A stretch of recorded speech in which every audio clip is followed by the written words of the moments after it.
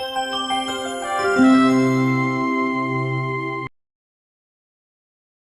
everyone.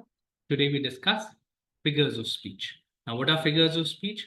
Figures of speech are commonly used to add color to the language, to add creative expression to the language, to make the language look beautiful. So there are many ways in which we can add color, add beauty, add artistic expression to the language. The ways in which we add these expressions are commonly in English termed as figures of speech. Let's have a look at some of the common figures of speech that we use in our day-to-day language. The first, simile. Simile is a comparison between two unlike things using words like and as. Now, when we look at the words, her smile was as bright as the sun. Now, as the sun, or he is like his father. He fought like a lion in the battlefield. He smells like a rose.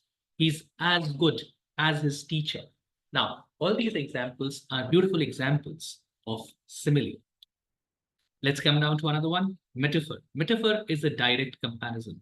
We replace the word as in like, as we use in a simile, with something like exact comparison, equal to what we say.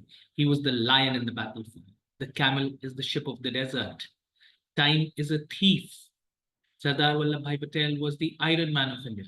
Sarojini Naidu was the Nightingale of India. All these are examples of metaphors. Personification. When we give human-like characteristics to non-human objects and things. For example, the wind whispered. Whispering is a human-like quality. The trees danced. Again, a human-like quality. The moon peeped through the clouds. Or when you look at nature's fury, anger, duty's call, at death's door, or in very simply when we refer to examples as Mother India, or we have our duty to our motherland. Okay, so all these examples are examples of personification. Hyperbole. Hyperbole is an exaggeration. I've told you a million times to do something, and yet you don't listen to it. The word a million times. I have a million things to do today. I'm so hungry that I can eat a horse. This bag weighs a ton. All these are examples of hyperbole. Hyperbole is an example of exaggeration. Onomatopoeia. Onomatopoeia are words that imitate sounds. For example, the buzzing of bees, the bees butched, the screeching of tires, the chattering of teeth when it is cold, or the words like crash, boom, splash, frogs, ribbit, meow, purr, woof. All these words that imitate sounds, are examples of onomatopoeia. Alliteration. Alliteration are words that repeat the same initial sound in subsequent words.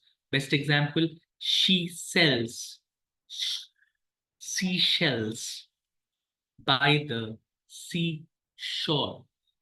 Or Peter Piper picked a peck of pickled peppers.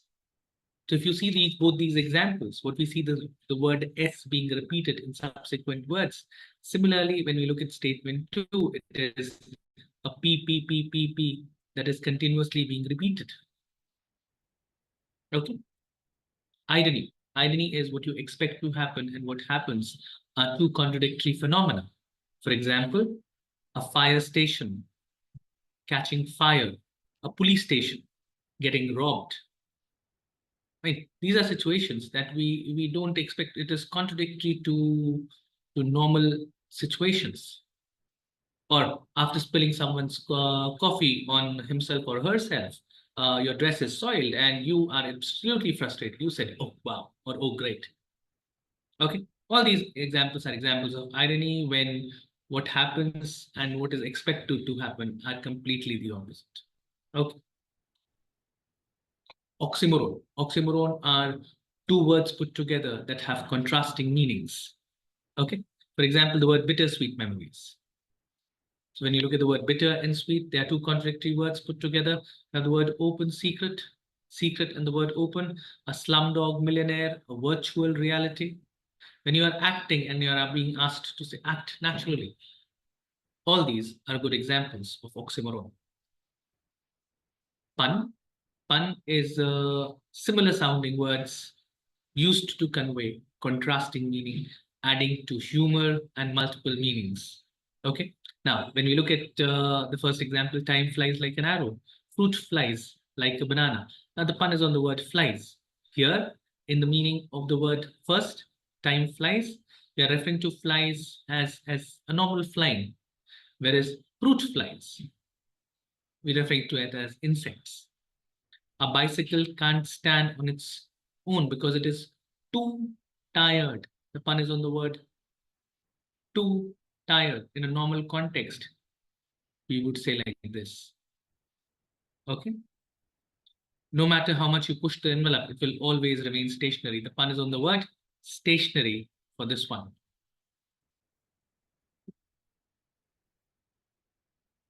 Okay. So words, similar sounding words that create contrasting meanings are examples of pun. An ambassador lies abroad for the benefit of his country.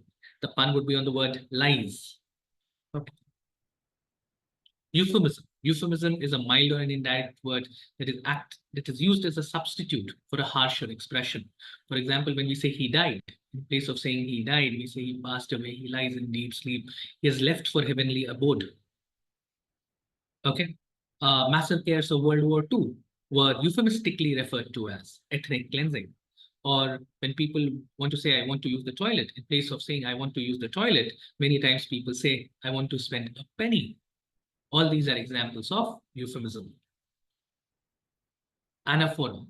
It is repetition of words or phrases at the beginning of sentences, or some very simple examples. I came, I saw, I conquered. So the word is repeated after subsequent intervals. So here, when we look at an example of anaphora, the word I is being continuously repeated. Or when we look at the definition of democracy, of the people, by the people, for the people, look at the word the people. The people is being continuously repeated. Now, every day, every night, every way, I'm getting better. Okay. Synecdoche. Synecdoche is a figure of speech where a part represents the whole of it. For example, when we say all hands on deck, that means I want everyone to be ready. Okay.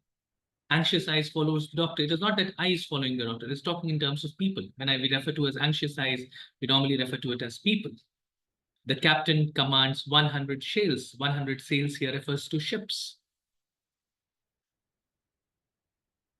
Can you give me a hand, please? A hand here refers to, can you come down and help me? It is referring to the person here in this space. Okay. Metonymy is similar to synecdoche when a word that closely resembles an object or a thing is used in place of it. For example, a White House issued a statement. The White House issuing a statement can refer to the President of the United States of America or the office of the President of the United States. The pen is mightier than the sword. Here we are referring to diplomacy and the idea of war. Wall Street refers to the entire financial hub or the financial activity that happens normally in and around the US.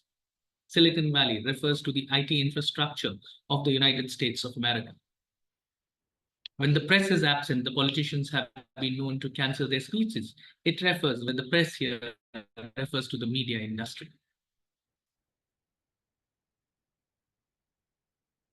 Antithesis. Antithesis is a contrast. You use contrasting ideas or contrasting words to create sentences. It was the best of times, the beginning of Charles Dickens' The Tale of Two Cities. It was the best of times. It was the worst of times. To err is human. To forgive is divine. Tough on stains, advertising, tough on stains, gentle on skin. Peace is the very antithesis. Antithesis is contrast.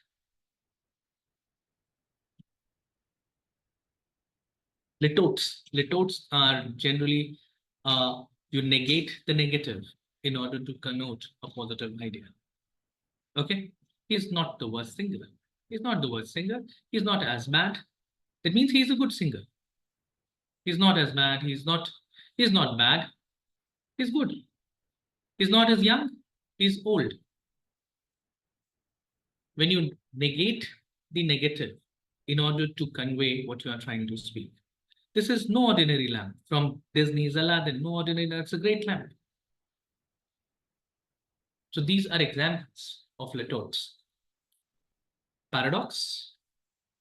Paradox is a statement that appears to be, it's a self-contradictory statement. For example, when we say less is more, war is peace, a self-contradictory statement.